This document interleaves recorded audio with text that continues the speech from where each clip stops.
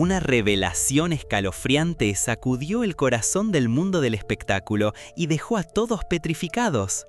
Marixa Vali, la diosa indiscutida de la pista y figura que marcó generaciones, rompió el silencio y expuso un secreto tan oscuro que nadie se atreve a repetirlo sin estremecerse.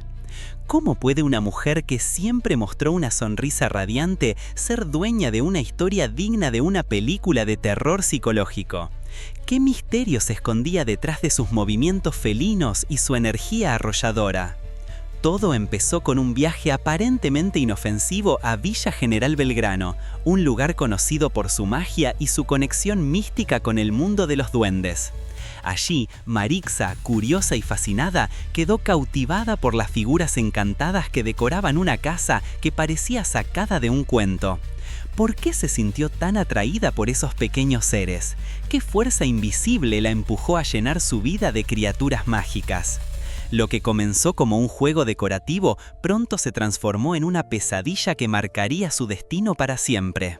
Marixa no pudo resistirse. Primero compró uno, después dos y sin darse cuenta estaba pidiendo 40 duendes para llenar cada rincón de su vida, como si necesitara compañía o como si estuviera llamando a un ejército sobrenatural que la protegiera de un enemigo oculto.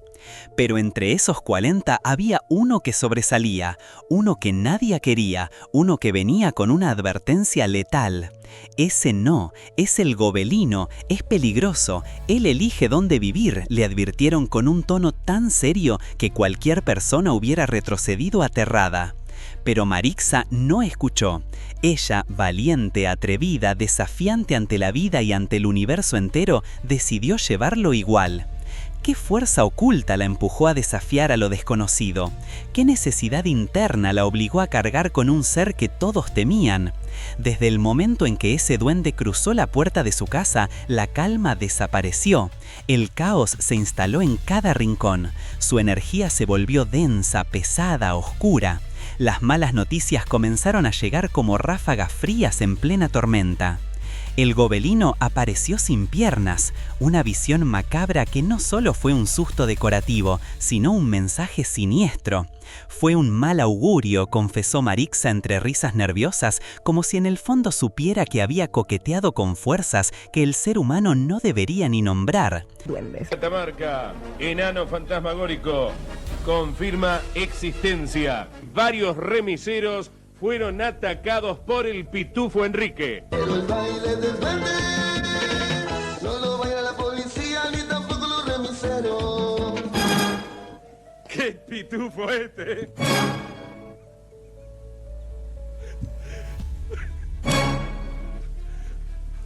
¡Vamos!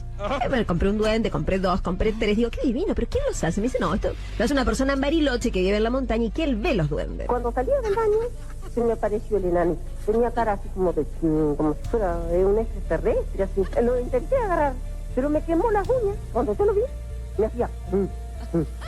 Me hacía así. Y que él ve los duendes. Bueno, le digo, ¿no me puedes dar el teléfono? Me da el teléfono, me voy con una amiga mía que es neuquina, la turca. Nos fuimos a Bariloche. Nos metimos en la montaña. Vemos una casita ahí en la montaña. El tipo divino nos recibe maravillosamente bien. Me dice, bueno, Marisa, qué divina, ¿cuántos duendes querés? Le digo, quiero como 40 duendes. Pero está loca.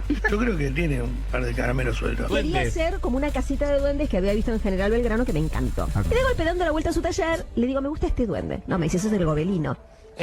Este no te lo puedo dar porque es peligroso si te lo doy, porque él decide dónde vivir. Para. Que él decide dónde vivir. Le digo, no, yo lo quiero al gobelino. Le digo, haceme un gobelino.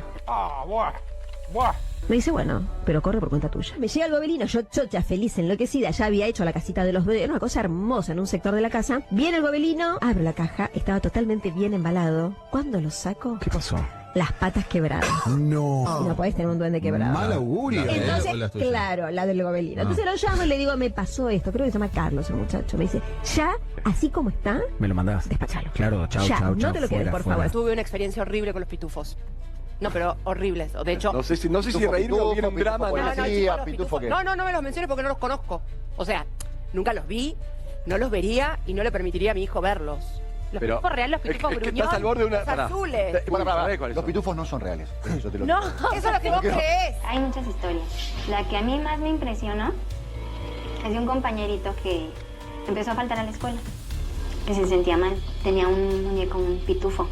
Entonces la señora empezó a asociar el estado anímico del niño, más que de salud como anímico, con la presencia de ese muñeco en su cuarto.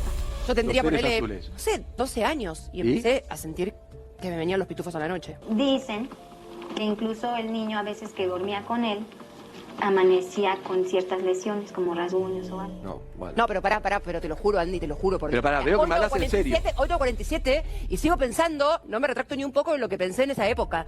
¿Fueron varias veces? Muchas veces, no fue un escándalo familiar. ¿Pero tema tratado en terapia? Pero todo, escuchen. La verdad no se podía vivir, yo lloraba todo el sí. tiempo. Duró mucho tiempo. Vaciamos, y como un mes, vaciaron todos los placares, hasta que encontraron un pañuelo lleno de pitufos. Estoy tan sorpresa como todos ustedes. Y ahí los prendimos fuego en el patio de mi casa y nunca más lo sentí. No te lo quedes, por favor. Así que lo saqué, lo dejé en la guardia, lo vinieron a buscar, se lo llevaron y desarmé la casa con los 40 duendes, la mierda todo. Es la cachaca, el ritmo tropical. Cachaca, cachaca, cachaca, Que me seduce por su forma de bailar. cachaca, cachaca, cachaca. Qué loco esto de los... Primero, qué loco querer comprar duendes. Qué pelotudez, me vamos a decir la verdad, loco. Raro, Que colecciona, como... ¡Compra chocolates! Que colecciona duendes, que es fanática de los duendes, como de los... ¿Qué haces con el duende? ¡El orto! Perdón, no sé, como que colecciona peluches. Como que es de buena suerte. Duendología, sí, hay como algo también. ¿Sabes que yo recuerdo una Navidad, mi papá policía, había veces que llegaba en la...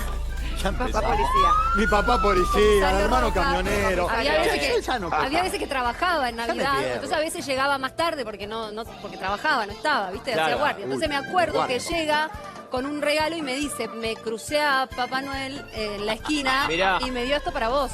Y era una pitufina de acerrín. No, la pitufina. Y en ese entonces se decía que los pitufos eran medios diabólicos. Más o menos debo ser contemporánea a... ¿Y qué hiciste?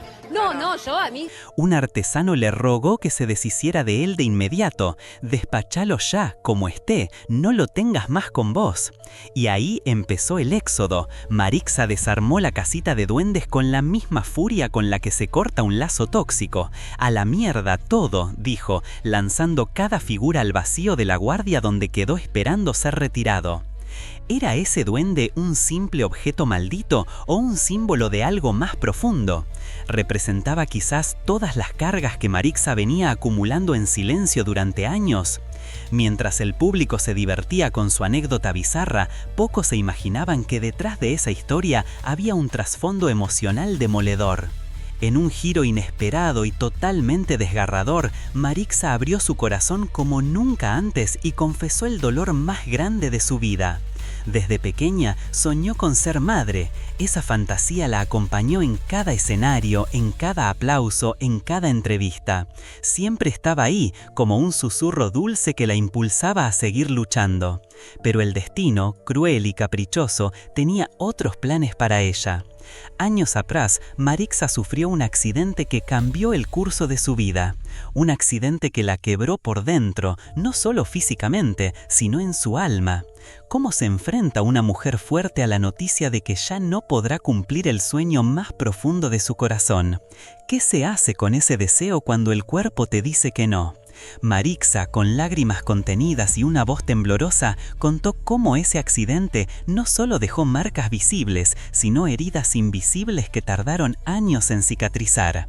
El público siempre creyó que Marixa había decidido no tener hijos porque no se le cantaba, porque estaba concentrada en su carrera, porque prefería la libertad.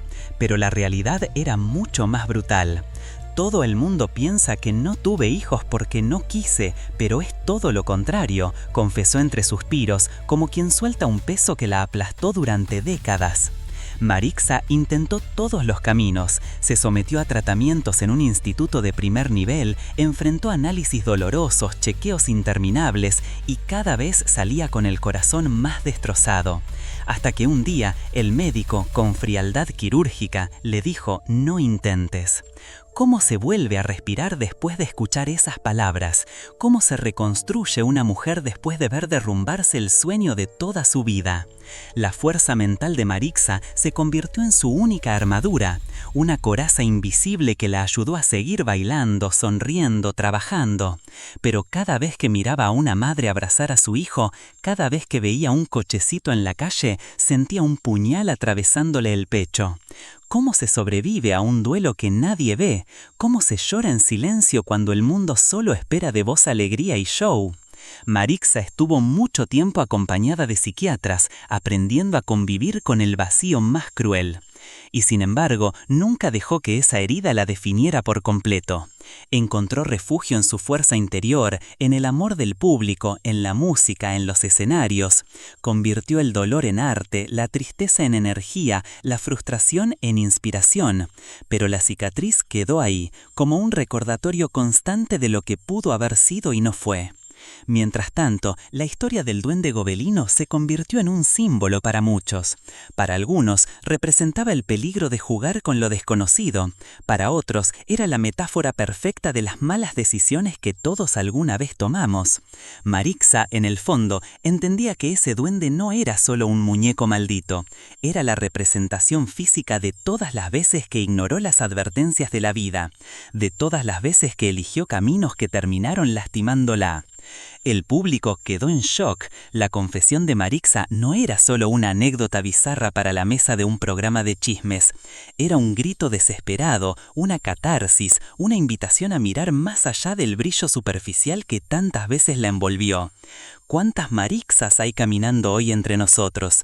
Mujeres fuertes por fuera, pero rotas por dentro, obligadas a mantener la sonrisa porque así las quiere el público.